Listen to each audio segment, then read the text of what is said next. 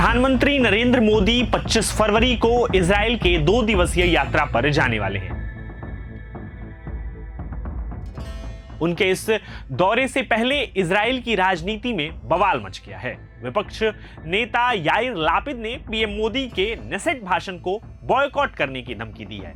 नमस्ते, मैं हूं निशांत। प्रधानमंत्री नरेंद्र मोदी की संभावित इजराइल यात्रा से पहले वहां की डोमेस्टिक पॉलिटिक्स में खींचतान तेज हो गई है। विपक्ष के नेता याइर लैपिड ने चेतावनी दी है कि यदि परंपरा के अनुसार इजराइल के सुप्रीम कोर्ट के प्रमुख को आमंत्रित नहीं किया गया तो वह संसद में मोदी के प्रस्तावित संबोधन को बहिष्कार करेगी। इस मुद्दे ने सरकार और विपक्ष के बीच पहले से जारी टकराव को और गहरा कर दिया है। प्रधानमंत्री मोदी 25 फरवरी को 2 दिवसीय यात्रा पर इजराइल पहुंच सकते हैं। इस दौरान उनका नेसेट यानी इजरायली संसद को संबोधित करने का कार्यक्रम है। यात्रा के दौरान मोदी की मुलाकात इजराइल के प्रधानमंत्री Benjamin Netanyahu, nickname Benjamin Netanyahu का बीबी है, और राष्ट्रपति इसहाक हेरगोज से भी प्रस्तावित है।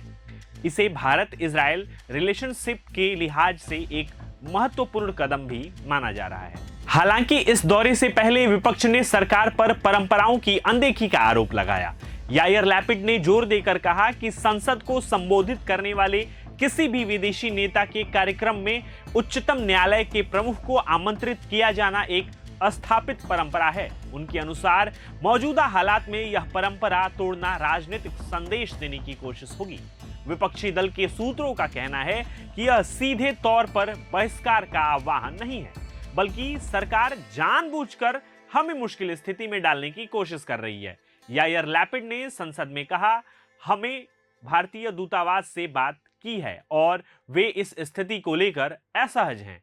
भारत के प्रधानमंत्री का इजरायली संसद में आना हम सभी के लिए सम्मान की बात है। उन्होंने सांसदों से स्पष्ट शब्दों में कहा कि यदि गठबंधन विशेष सत्र के दौरान उच्चतम न्यायालय के प्रमुख को नजरअंदाज करता है तो विपक्ष उस चर्चा में शामिल नहीं हो पाएगा। याइर लैपिड ने यह भी जोड़ा कि विपक्ष नहीं चाहता है कि भारत को इस विवाद के कारण किसी तरह की शर्मिंदगी उठानी पड़े।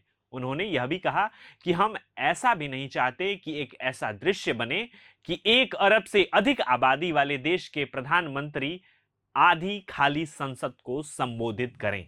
इजराइल की घरेलू राजनीति इन दिनों न्यायिक सुधारों को लेकर तीखे विवाद से जूझ रही है। जनवरी 2025 में यित्ज़हाक एमित ने उच्चतम न्यायालय के अध्यक्ष चुने जाने के बाद न्याय मंत्री यारिव लेविन ने उनके अधिकार को मान्यता देने से इंकार कर दिया था।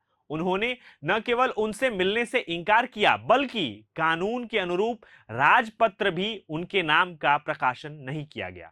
यही विवाद अब प्रधानमंत्री मोदी की यात्रा से पहले इजराइल की राजनीति का केंद्र बना हुआ है। यह जानकारी जुटाई थी हमारे साथी अनंत नारायण शुक्ला ने। आप इस खबर पर क्या सोचते हैं, कमेंट बॉक्स में जरूर बताएं। प्रभातखबर.com, विश्वास वही, रफ्तार नहीं।